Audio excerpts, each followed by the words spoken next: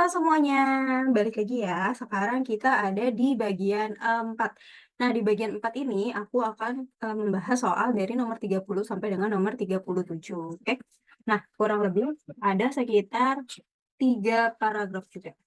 Enggak, cuman dua passage aja, eh, dua bacaan aja ya. Nah, yang pertama langsung aja yuk. Kita lihat dulu untuk bacaan yang pertama ini adalah untuk nomor 30 sampai dengan nomor 33 ya.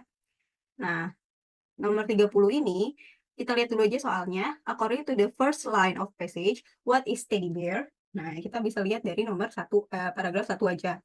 Lalu nomor 31, the word it in the paragraph 1 refers to, nah ini balik lagi ya, kita cuma butuh, uh, apa namanya, dibaca di paragraf 1 aja. Lalu, what is the opposite meaning of the word reviews in the last line of paragraf 3? Ya udah, kita cuma baca paragraf 3 aja ya.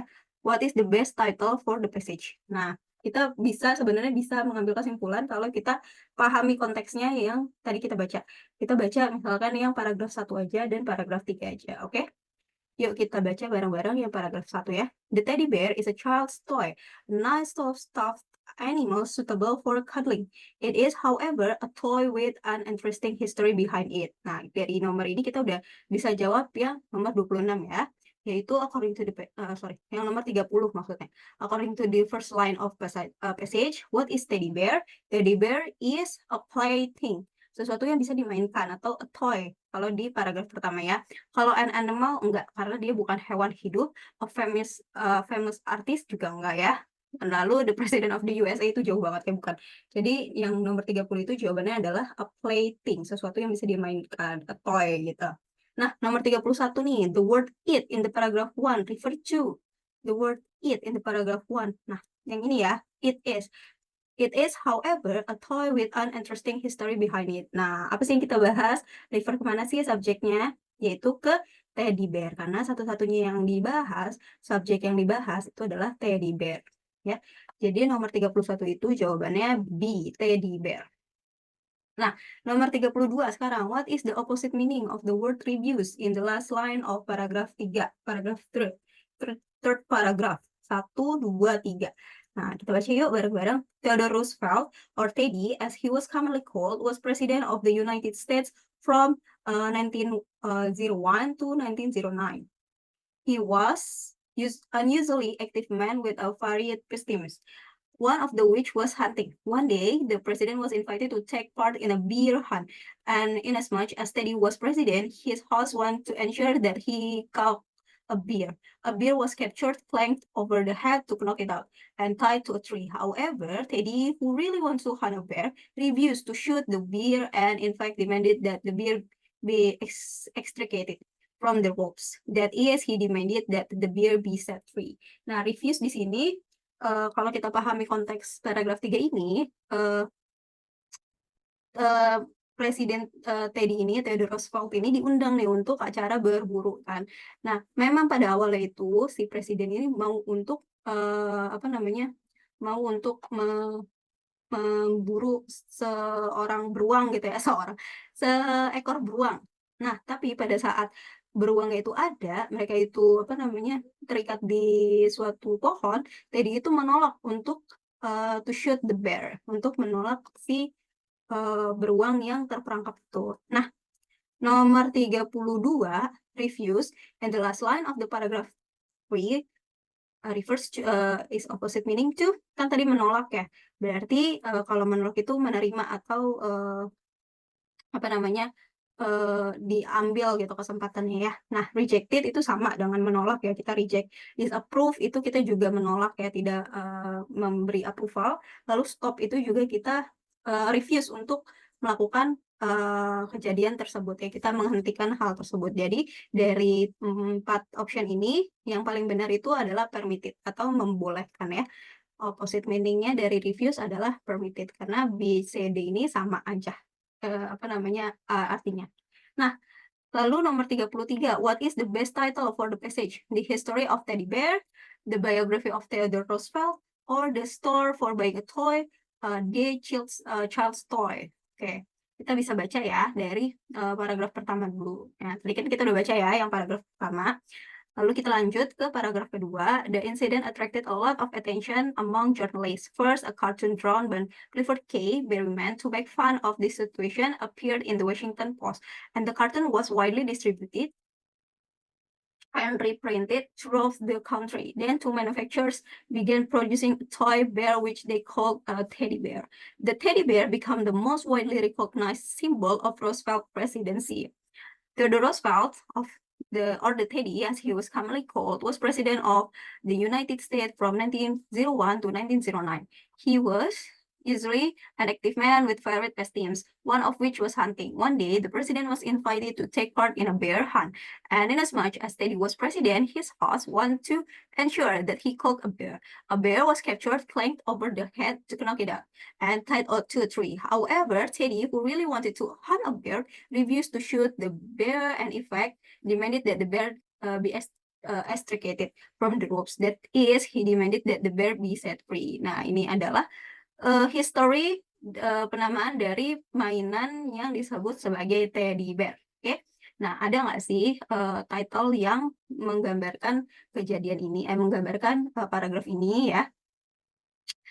The history of teddy bear. The biography of Theodore Roosevelt itu enggak ya, itu enggak menceritakan dengan biografinya Theodore Roosevelt secara keseluruhan ya. The store for buying a toy itu juga tidak disebutkan apa-apa. Lalu child's toy. Nah, memang ini child's toy yang dibahas, tapi more specific mainan apa sih yang dibahas? Jadi yang paling benar itu adalah the history of teddy bear, sejarah dari penamaan teddy bear gitu ya. Nomor 33 berarti jawabannya yang A. Oke, kita lanjut ya. Lanjut sekarang kita ke nomor 34. 34 ini passage-nya itu dari nomor 34 sampai 37, oke? Nah, kita lihat dulu yuk pertanyaannya apa aja ya. Nomor 34, according to the passage, most Americans learn how to titik. Nah, nomor 35, according to the passage, all of the following sometimes substitute for school books except bla bla bla bla bla. Lalu nomor 36, the one who often conducted education in the South is called siapa ya? Ini nomor 34 sampai nomor 36 ini semuanya itu adalah mencari jawaban yang sudah stated di dalam passage tersebut atau di dalam artikel tersebut ya. Lalu nomor 37 adalah from the conclusion of the text, how well educated were Americans in comparison to both European countries. Nah, semuanya ini bisa dicari di dalam teks. Jadi kita bisa pakai teknik screening aja. Yang penting kita tahu jawabannya apa ya. Oke ya, nomor pertama, according to the passage, most American learn how to bla bla bla. Nah, kita baca ya. Kita bacanya cepat aja. Education was of primary importance to the English colonies and was conducted at home as well as established school. Regardless of geographic location or finance, most American learn to read. Nah, ini udah kelihatan ya jawabannya, most American learn to read. Most American learn how to read. Berarti jawabannya itu nomor 34C. Lalu nomor 35, according to the passage, all of the following sometimes substitutes for school book except. Nah, kita baca lagi yang selanjutnya. Blah blah blah and compute numbers. For many, the Bible and other religious texts were their only books. However, the excellent language contained in such work usually made the good primers. Many families own one or more of Shakespeare's works, a copy of John Bunyan classics, A Pilgrim Progress, and sometimes collection of English literally essay, poems, and historical speech. Nah, jadi kalau misalnya kita lihat nih, yang ada di sini itu according to studies, all of the following sometimes substitute for school books. Jadi menggantikan buku-buku sekolah, kecuali apa? Yang tadi kita baca beberapa contoh buku yang dipunyai oleh beberapa masyarakat di Amerika, yaitu works of Shakespeare, itu ada ya, tadi kata-katanya ya. Lalu biographies itu nggak ada kayaknya ya. Historical speeches itu ada, lalu literally essay. Nah, sini ada ya.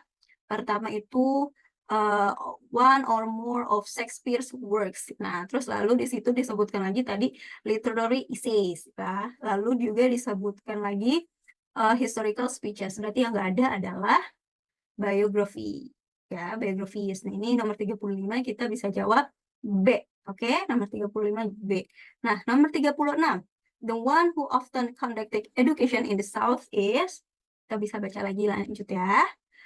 Nah, and 1647, the Massachusetts school law required every town at least 50 households to maintain a grammar school. The law was the first to mandate public education in America. In the middle colonies at the time, schools were often dependent on religious societies, such as the Quakers and other private organizations in the. Nah, ini bacaannya ya. In the South, families employed private tutors or relied on the clergy to conduct education. Jadi ini jawabannya ya, clergy or private tutor. Nah, kita coba lihat. Nah, jawabannya itu udah kelihatan banget ya, adalah A, karena politicians itu bukan, doctors itu bukan, lalu kalau public school teacher itu berbeda jauh ya, karena yang ada adalah private tutor. Nah, nomor 37 lanjutannya. From the conclusion of the text, how well educated were Americans in comparison to most European countries? Jadi ini juga apa namanya? Ada nih bacaannya langsung ya. In spite of the informal atmosphere of most American schools, the literacy rate in the colonies of mid-18th century America was equal to or higher than that in most European countries. Jadi di sini itu equal, setara, or maybe higher, atau malah lebih baik gitu daripada beberapa negara-negara Eropa. Nah, jawabannya berarti same or better gitu ya, sama, malah, atau lebih baik. Jadi jawabannya nomor 37 itu yang C, oke? Jadi nomor 34 itu Amerika belajar untuk membaca according to the passage. Nah, most American learn to read. Lalu nomor 35 itu apa aja sih buku-buku yang ada di rumah-rumah gitu ya. Nah, ini tuh adalah yang mensubstitusi buku-buku sekolah, yaitu ini ya, apa namanya, buku-bukunya Shakespeare, lalu historical speeches, lalu literacy essay. Nah, biographies itu enggak, karena memang tidak stated di paragrafnya. Lalu yang nomor 36 itu, the one who often conducted education in the Southeast, itu adalah clergy ya, itu udah stated juga. Nah, nomor 37, from the conclusion of the text, how well educated were Americans in comparison to most European countries, itu jawabannya adalah tadi equal or higher. Berarti di sini kata-katanya adalah the same or better, gitu ya. Oke, so this is the end of the bagian 4. Jadi setelah ini kita ke bagian 5. Di bagian 5 itu aku akan menerangkan dari nomor 38 sampai nomor 45. Terima kasih.